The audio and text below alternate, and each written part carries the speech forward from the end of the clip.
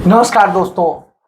एक राम राजा दशरथ का बेटा, एक राम घर घर बैठा, एक राम का सकल पसारा, एक राम सारे जग से न्यारा।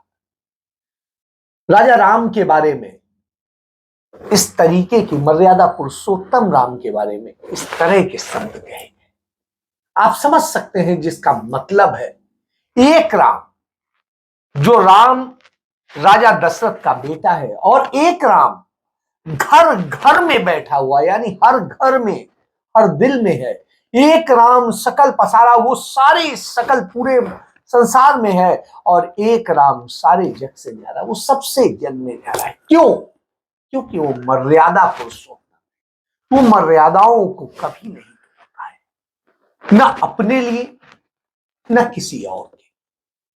तो आप इससे समझ सकते हैं, यानी मर्यादा का आज उसी राम का नाम लेकर के क्या हो रहा है। कौन सा ऐसा कुकर्म बाकी है जो नहीं किया जा रहा है। उसी राम का नाम लेकर के न जाने कितने निकृष्ट कृत्य किए जा रहे हैं। भ्रष्टाचार हो, बलात्कार हो, देश में एक दूसरे को लड़ाने का काम हो, नफरत की पूरी बयार बह रही हो, और राम का नाम लिया जा रहा है। राम की आत्मा जहां बैठी होगी वह भी दुखी होती होगी कि हमने एक मर्यादा स्थापित करने की बात की थी। हमने मर्यादाओं के लिए अपनी पत्नी को छोड़ा, बच्चों को छोड़ा, न जाने क्या क्या किया, घर छोड़ा, जंगलों में गुजारा, युद्ध किया, सारे कष्ट झेले, और आज जिस मर्यादा का शासन हमने स्थापित किया था, उसी का नाम लेकर के, राम राज्य का नाम लेकर के, वही सारी मर्यादाएं तोड़ी जा रही, वो सारे कर्म हो रहे हैं जिन्हें हम कुकर्म कहते हैं। जिस तरीके से आप समझेंगे, स्मृति नेगी है उत्तराखंड में, उन्होंने जो हालात हैं उन्हें देखकर जो बात कही कि जय श्री राम बोलकर लोग रेप करते हैं, भगवा आतंकवादी। आप ये समझ सकते हैं, उन्होंने जिस तरीके से कहा वो चिंताजनक है। वो कहते हैं राम का नाम लेकर बलात्कार, हत्या और गंदे काम करते हैं। ऐसे लोग कहें कि राम राम राम, तो आती है कि कौन सा राम आप बोल रहे हैं, किस बात के लिए बोल रहे हैं। स्टेडियम पे गई थी तो मैंने देखा वहाँ भगवा झंडा लग रहा है। वो वहाँ पहले नहीं लगा था, तो मैंने पता किया कि कब लगा है। तो लोगों ने कहा अभी ज़्यादा टाइम नहीं हुआ है, 1-2 महीने ही हुए हैं। तो मैंने कहा ठीक है। तो फिर मैंने पता किया कि ऐसे सरकारी प्रॉपर्टी पे तो नहीं लगता, ऐसा झंडा नहीं लग सकता है किसी ओकेजन पे और कुछ टाइम के लिए, लेकिन वहाँ पे वो कब से लगा हुआ है और हट नहीं रहा है। और वहाँ पे जय श्री राम के नाम पे और ये चीज़ें चल रही थी। तो मैंने सिर्फ एक वो करा कि उन्माद ना फैले, तो ये झंडा यहाँ से हटना चाहिए। अगर ये गैरकानूनी है तो ये यहाँ से हटना चाहिए, और अगर ये गैरकानूनी नहीं है तो कल को कोई और धर्म का भी लगाएगा तो उसके खिलाफ भी कोई एक्शन नहीं होना चाहिए। बस इसी बात पे कुछ विश्व हिंदू परिषद और बजरंग दल वाले बौखला गए, और उन्होंने मुझे रेप थ्रेट्स देना शुरू कर दिया, मुझे जान से मारने की धमकी देना शुरू कर दी, मेरा करैक्टर का चीरहरण कर दिया, और पुलिस के ऊपर प्रेशर बनाया कि एफआईआर लिखो। और उन्होंने एफआईआर लिखी और नॉन बेलेबल वे में लिखी मेरी एफआईआर, जबकि मैंने ऐसा कुछ नहीं कहा था। अभिव्यक्ति की आज़ादी हमारे देश में है, संविधान हमें देता है। अगर मैं अपनी कोई बात बोल रही हूँ तो उस पर आप मेरे ऊपर नॉन बेलेबल ऑफेंस नहीं कर सकते। ये कहते हैं हमारा धर्म आहत हुआ है, तो भैया मैं भी हिंदू हूँ और मैं भी श्री राम की भक्त हूँ। मैंने सिर्फ इतना कहा है कि जय श्री राम बोल के गलत काम मत करिए। और मुझे धमकियाँ भी मिल रही हैं, और नीचे से लिखा है जय श्री राम, इसका गेम बजा देंगे, जय श्री राम, इसका रेप कर देंगे, जय श्री राम। तो मैं तो यही बोलूँगी ना कि जय श्री राम का नाम लेके ये काम मत करिए।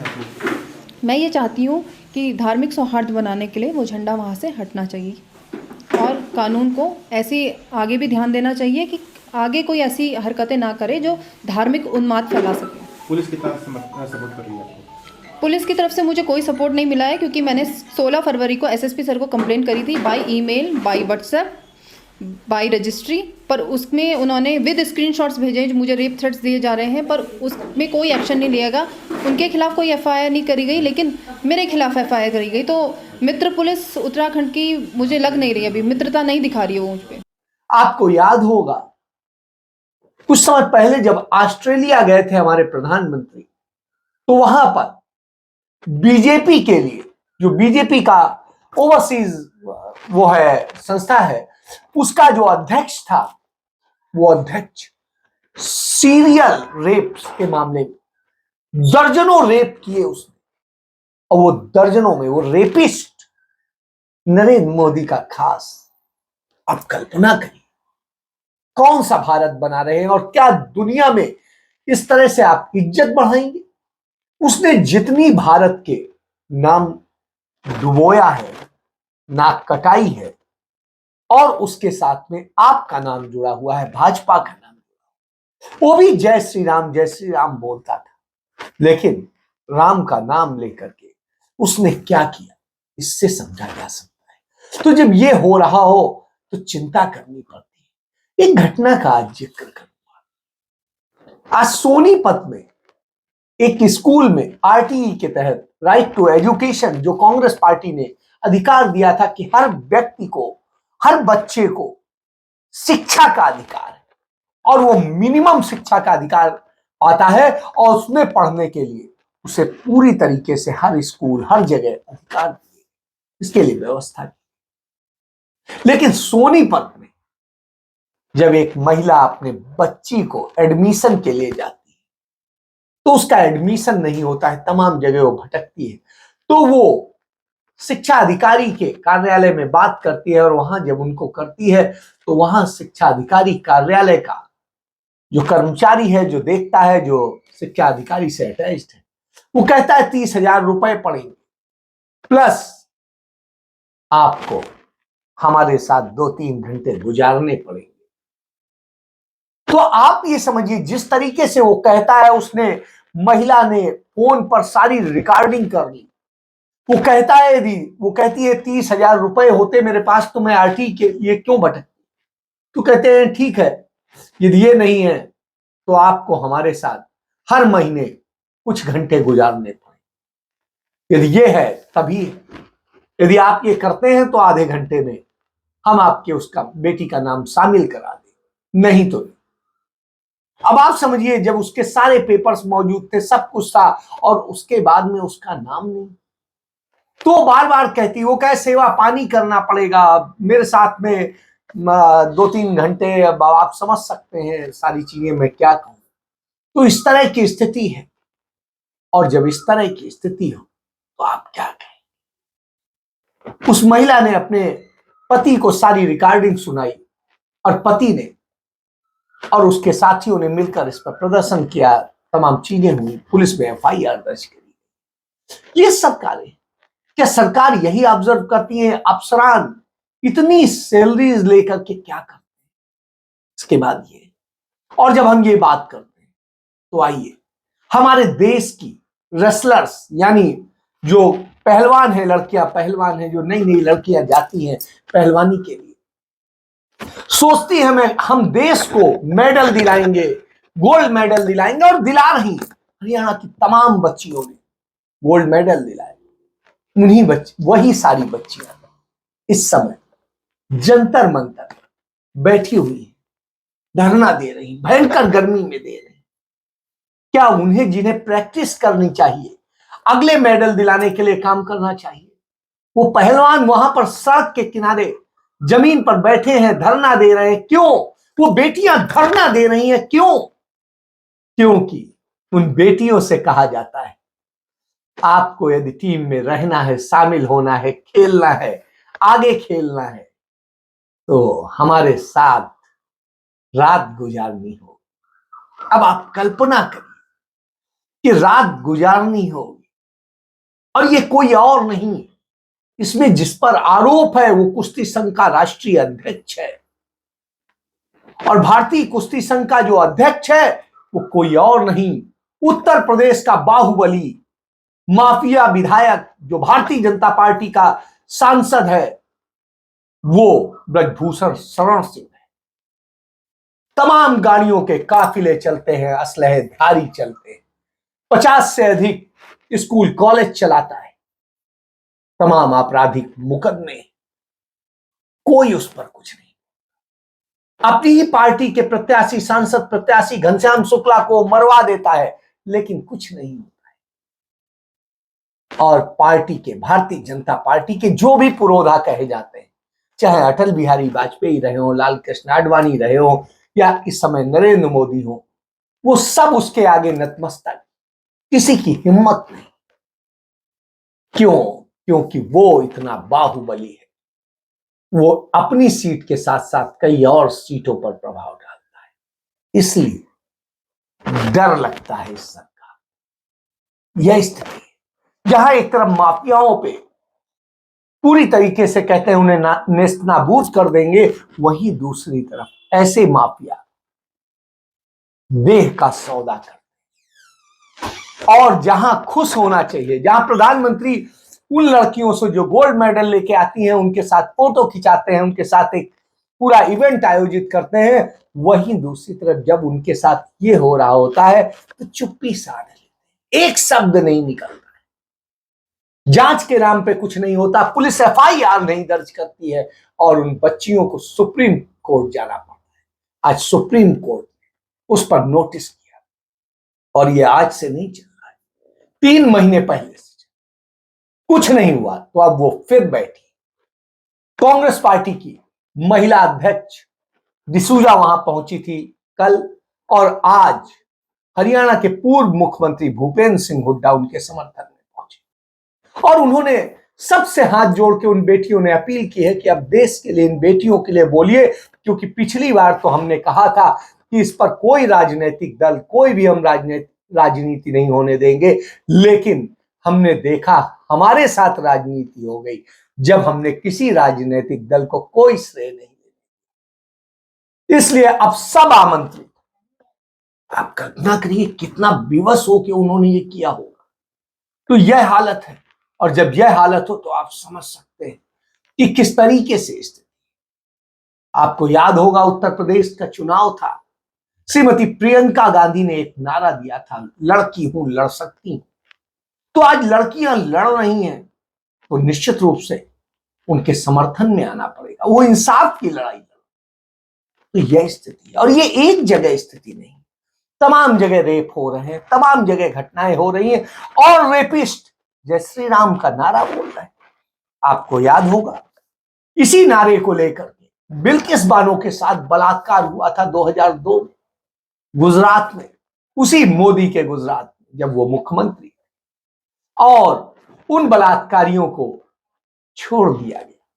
इसी तरीके से सामूहिक हत्याएं हुई थी श्री राम बोल करके, और उन्हें बरी कर दिया गया।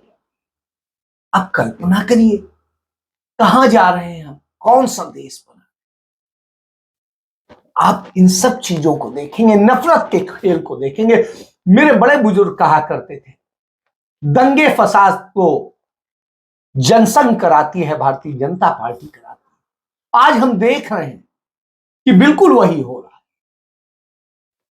है। जब चुनाव चल रहा है कर्नाटक में, तो देश का गृह मंत्री वहां कहता है कि भूले से भी कांग्रेस को मत लाना, कांग्रेस आई तो यहां दंगे फसाद होंगे। अगर कांग्रेस गलती से भी आ गई, बहनें मेरी बात खास सुने, कांग्रेस घटती में भी आ गई तो ऑल टाइम हाई करप्शन होगा, तुष्टीकरण होगा, ऑल टाइम हाई परिवारवाद होगा, और कर्नाटक पूरा दंगे से ग्रस्त हो जाएगा। क्यों? क्योंकि दंगे फसाद करने वाले कौन होते हैं?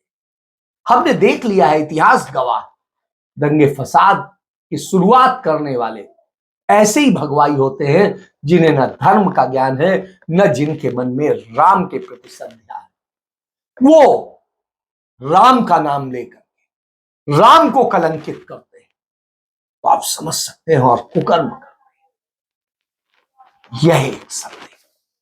इसके अलावा यदि आप देखिए, इसी तरीके से जब भ्रष्टाचार की बात होती है, तो आप देखिए सबसे ज्यादा भ्रष्टाचार भारतीय जनता पार्टी की जहां जहां सरकारें 40% के कमीशन का खेल चल रहा हो। कर्नाटक में तो खुले तौर पे चिट्ठी लिखी और बहुत कुछ हुआ। उससे आप समझ सकते हैं कि किस तरीके से हो रहा है।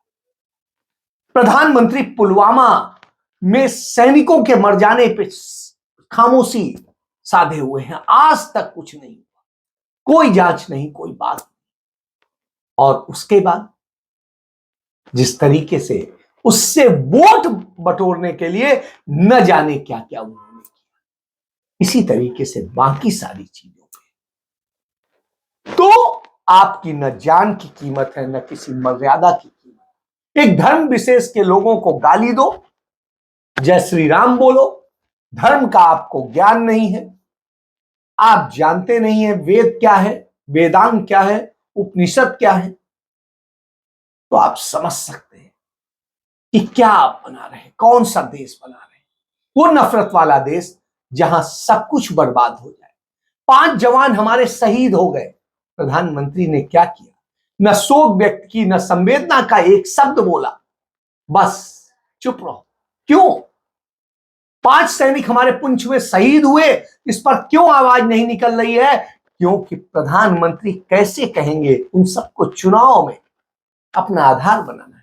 मीडिया हाउसेस को हो गया है कि इन खबरों को ज्यादा दिखाना नहीं है, ज्यादा छापना नहीं है, ज्यादा वो नहीं। एक दिन छप गया, बस काम खत्म। पहले होता था एक बार हुआ, उसकी फॉलो अप होता था, उस पर तमाम सारी चीजें होती थी,